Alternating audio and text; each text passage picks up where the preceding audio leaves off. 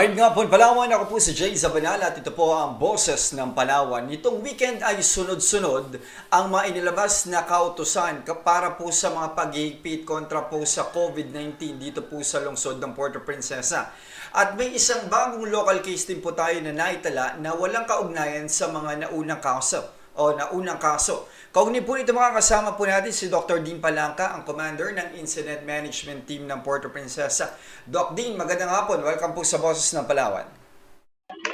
Magandang hapon kasamang Jay at magandang hapon sa atin sa Boses ng Palawan. Good afternoon po. Maraming salamat po sa pagpapanak po sa ating ngayong hapon. Doc, may bago rin po tayong naitalang local case. Ano po yung estado ng pasyente at paano po natin ito natuntun? Actually isang case ng 81 years old na female at siya po ay nagpakonsulta sa isang outpatient Ibig sabihin sa isang private doctor nagpakonsulta siya at dahil meron siyang parang tatrangkasuhin, masakit yung ulo. So nag-consult, nabigyan ng gamot at umuwi, and then after 2 days follow up niya uli, ganun pa rin yung pakiramdam niya, and then syempre nabigyan ng gamot, then bumalik na naman, umuwi, pero kinabukasan, which is na yun, kung titingnan mo mga nasa 25 25 na yun, kasi nag-start siya 22 yung symptoms, nag-consult ulit ng 24, ng 25 ay nasa bahay na siya, pero nagkaroon na siya doon ng babalik-balik na pagsusuka, vomiting, at nandun pa rin yung flu-like symptoms niya.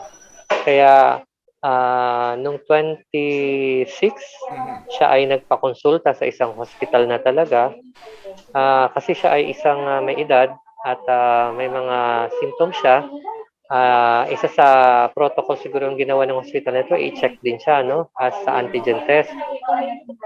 Ngayon sa antigen test, ay nag-positive siya sa antigen test noong 26 na yon, kaya siya po ay recommend po na mailipat sa Hospital ng Palawan kasi nga may mga sintomas siya na sabi nga ang tawag natin, may mga comorbid, comorbid yung kanyang mga may ibang problema, plus meron siyang mga medyo mabigat-bigat yung mga nararamdaman niya, nagsusuka siya, tapos mga flu-like symptoms, so naging moderate yung kanyang category, kinategorize as moderate yung kanyang mga symptoms.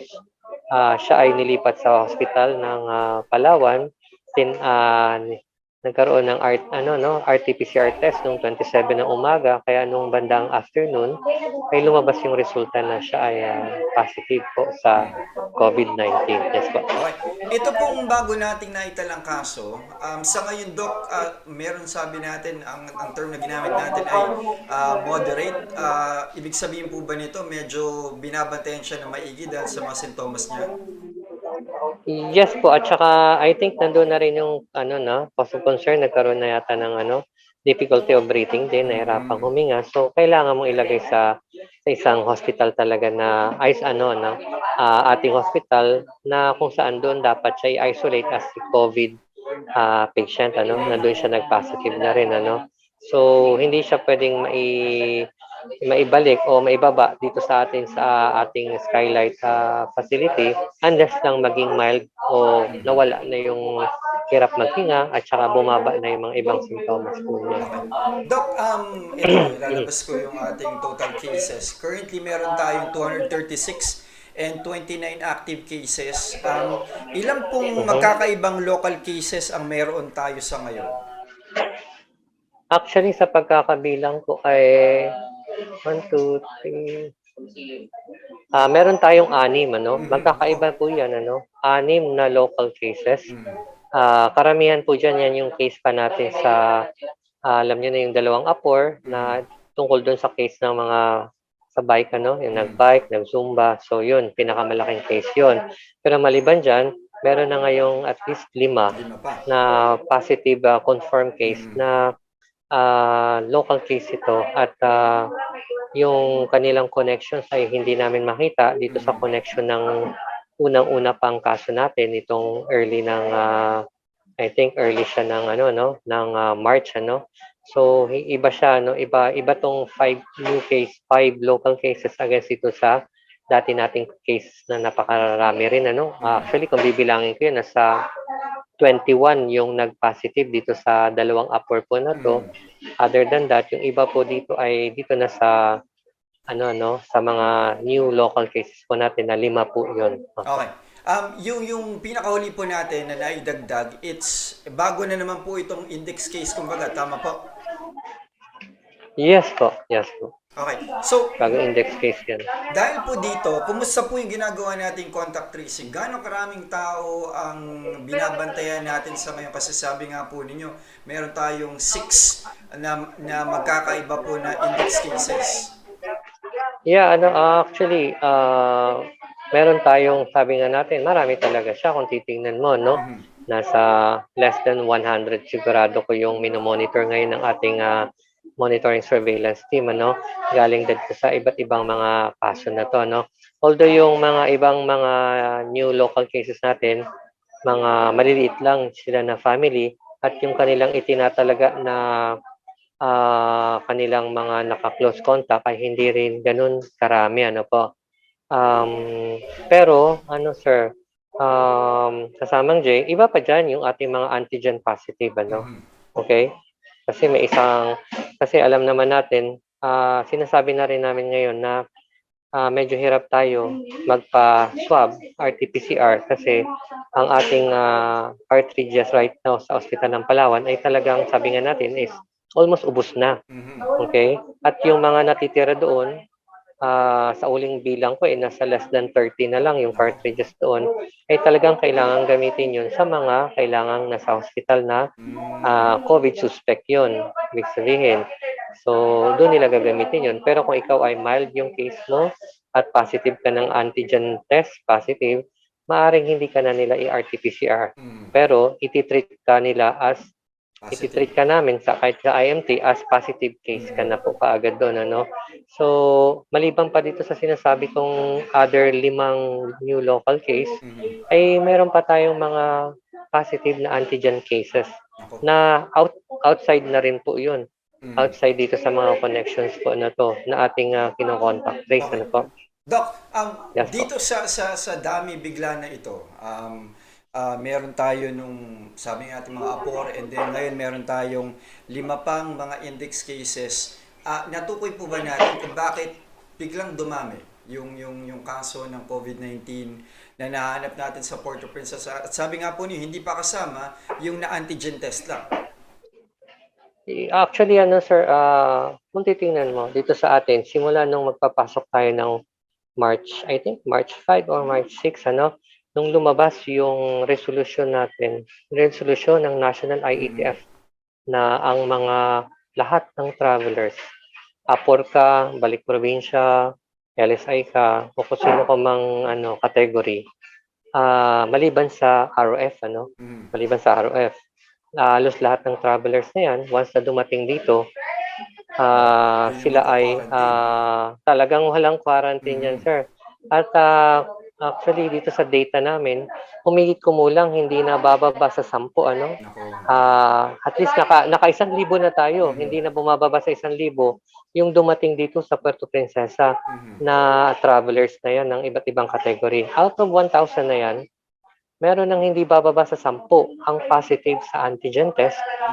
At yung ilan dyan sa mga positive sa antigen test ay ating mga COVID cases na rin po ngayon, ano po. Okay. May mga history, no, di ba? Yes po. So, makikita mo dyan, sir, na sa akin, mali ang ginawang resolution na to, no?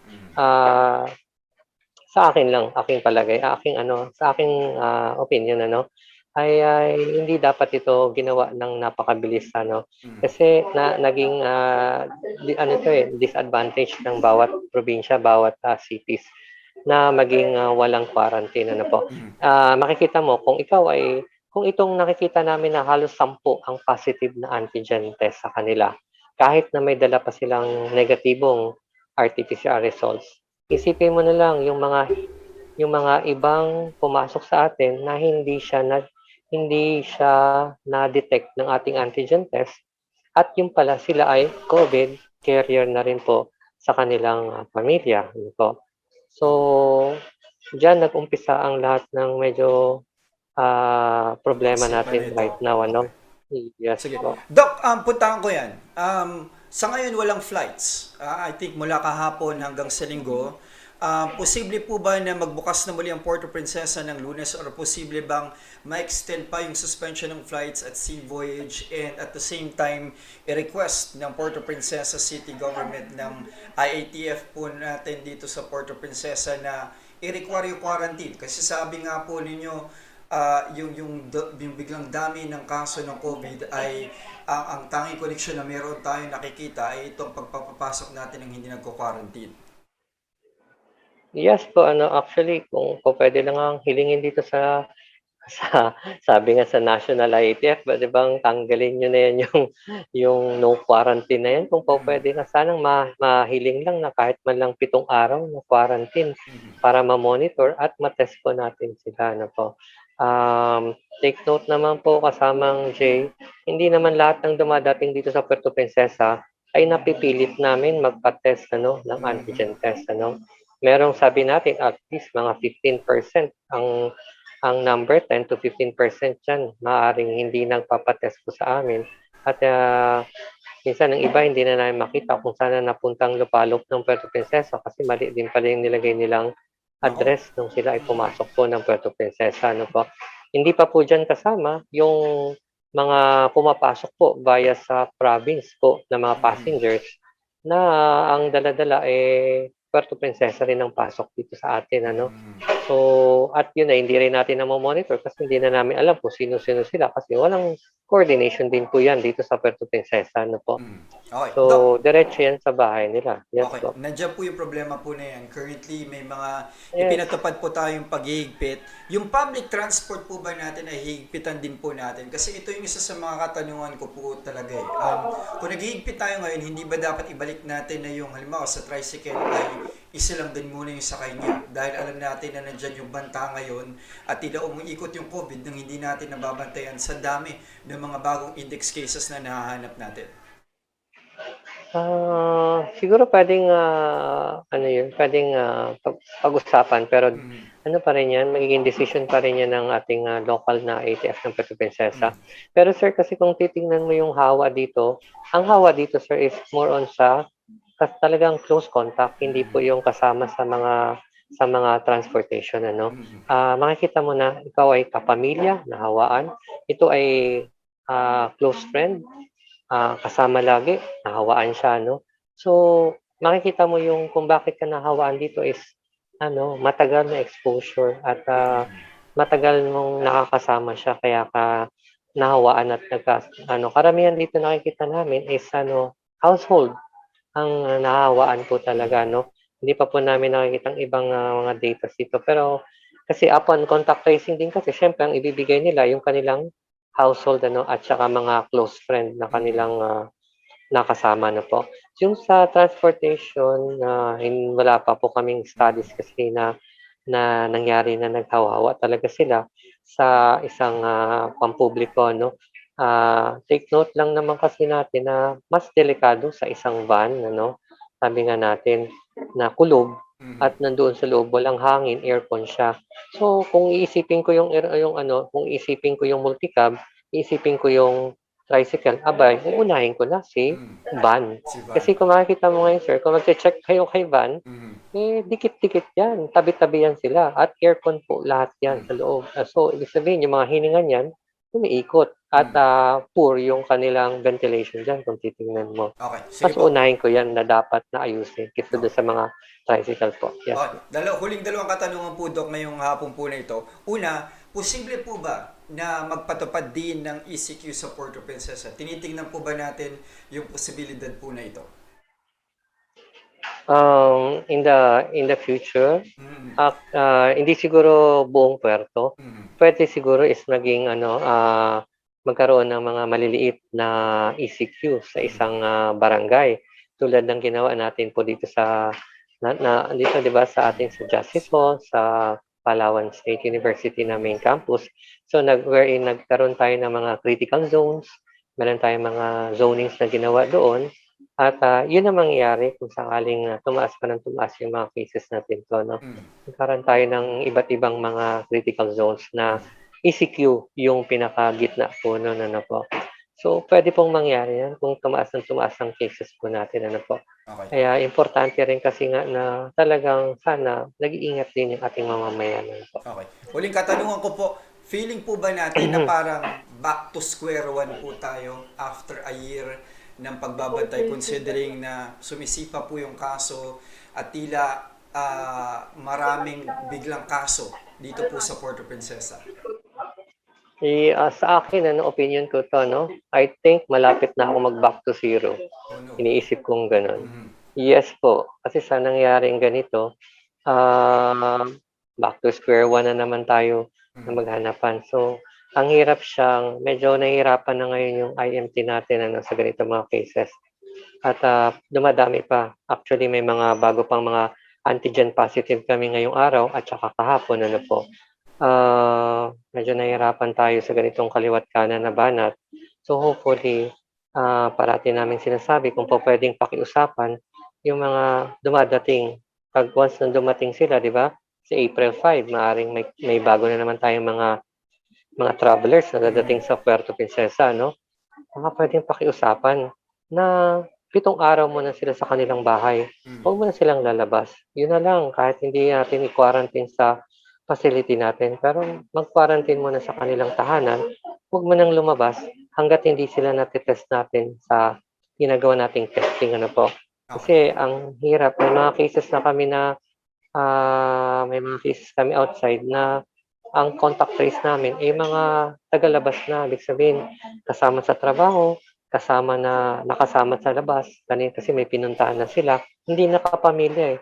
Mga friends na nilang nakasama kino-contact trace namin na lumalaki siya ng lumalaki. Mhm. So, kung pupuwede nga sanang ibalik yung 7 days na quarantine as home quarantine, bakit hindi ano po, kung ito ay papayagan ng Mhm. ating mga IATF lalo na sa ating national. Yes. Okay po.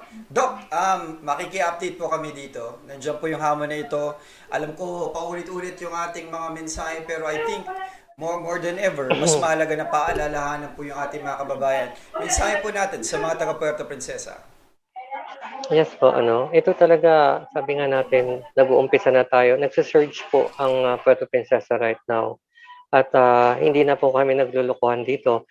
Makikita niyo naman kahit sa ibang hospital, ang ospital ng Palawan, may mga cases na sila na talaga nandoon na mismo sa isolation area. Hindi na bababa sa 3 ang kanilang naka-isolate. Dati wala namang mga nilalagay na mga COVID patients dun sa ospital ng Palawan, pero ngayon meron na 'no. At, I think meron yatang mortality pa yata ano, hindi ko lang alam kung sure yun, mortality hindi sa puerto kundi sa munisipyo 'no. At, ang ating, quarantine facility dito nag-o-open kami ng isang hotel na naman kasi puno kami dito sa isang hotel ano, na ating nilagyan ng quarantine area. So makikita mo dumadami yung ating, kinukuha at ina-isolate na mga close contact ano. Ang isa pa is, sana, maging seryoso yung ating mga residente at, nagwa-warning talaga kami na delikado ngayon outside. Delikado, ibig sabihin delikadong makisalamuha sa inyong mga kung saan-saan, kung pupunta ka sa iba't ibang mga celebration kahit na pang loob lang ng bahay ng iyong kaibigan, medyo pag-isipan mo muna ano po. Kasi medyo delikado right now outside.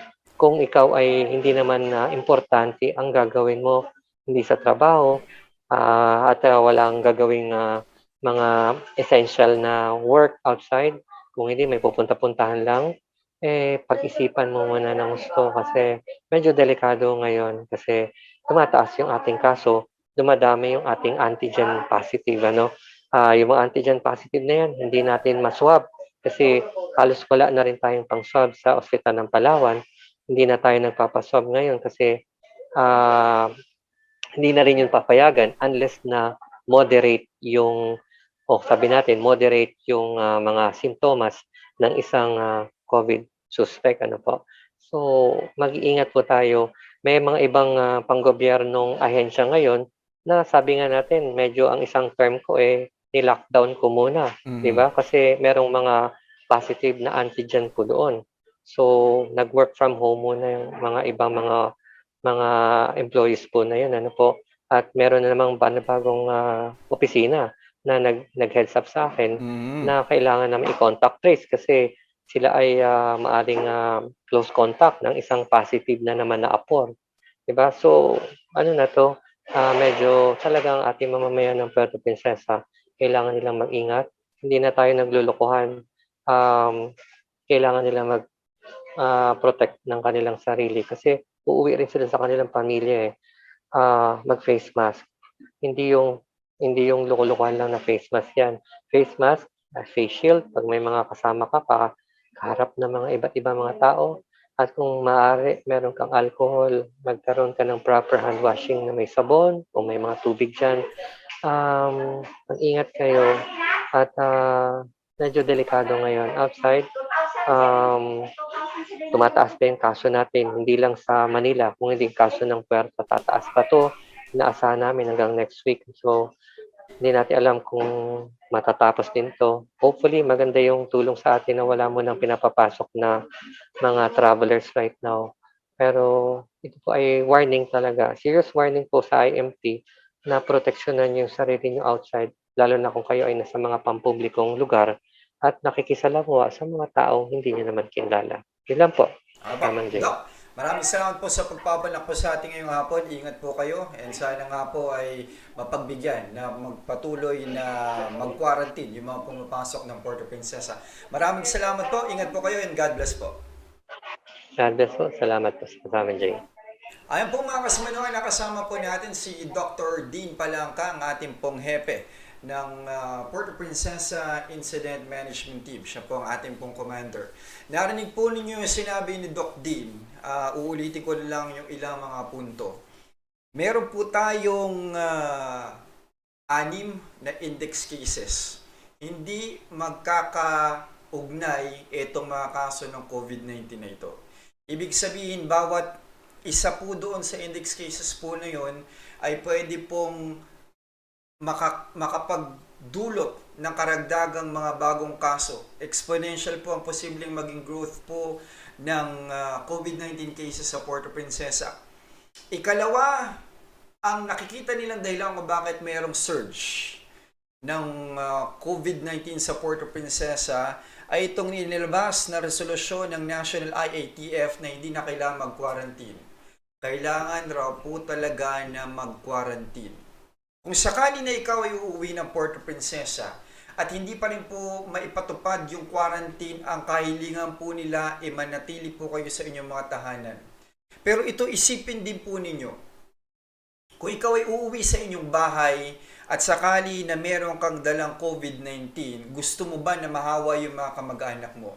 Kung ayaw mo, dapat planuhin mo na pag-uwi mo ng Puerto Princesa, ikaw ay magsi-self-quarantine. Ito ang proteksyon na pwede nating ibigay sa atin pong mga mahal sa buhay. At ikatlo, nakalulungkot man, sabi po ni Doc Dean, parang back to zero na nga tayo. Parang back to square one. So kailangan po nating tignan ito pong mga katagang binitawan ni Doc D. Ilang ulit po niyang sinabi na kailangan natin mag-ingat. Hindi na tayo dapat nagbibiroan dito. Hindi na raw po ito biro. Na napupunuan na po yung mga isolation facilities po natin. Yung hospital ng Palawan na halos wala raw dati namang laman, ngayon meron na pong mga cases na kinakailangan nilang bantayan. Idagdag pa ang hamon na wala na pong cartridges para po makapag-RT-PCR test dito po sa hospital ng Palawan. Ang kanila pong cartridges ay itinatabi na po nila para dito sa mga moderate hanggang dito sa mga severe cases para matest at ma-check. Yung mga mild cases po sa ngayon ay idinadaan na lamang po nila sa antigen test. At ito ay kinukonsider na rin po nilang positive. Hindi na po ito biro mga kababayan, mga kasimanwa. Dahil hindi lamang po Puerto Princesa ngayon ang nanganganib. Nanganganib po ang buong Palawan. Bakit? Dahil kung mabibigatan ng Puerto Princesa sa bilang ng kaso na meron po dito, alam naman po natin na ang mga primary healthcare facilities po natin ay nasa Puerto Princesa. Kapag ikaw ay nasa norte o nasa sur ng Palawan, kapag may mga kailangang gamutin, karamihan po sa atin ay pupunta pa po ng Puerto Princesa. Huwag na po natin hintayin na dumating yung panahon na pati po yung mga ospital po natin napupunuan na. Kung may mga kamag-anak kayo na uuwi pagkatapos po ng Holy Week, magkaroon po kayo ng masinsinang usapin, masinsinang usapan, na kailangan po nilang mag-quarantine bago po umuwi. Kailangan po nila na tiisin na wag munang umuwi kung kinakailangan. Kailangan po nila na masiguro na sila po ay sasailalim sa test bago po sila umuwi sa inyong pong mga tahanan.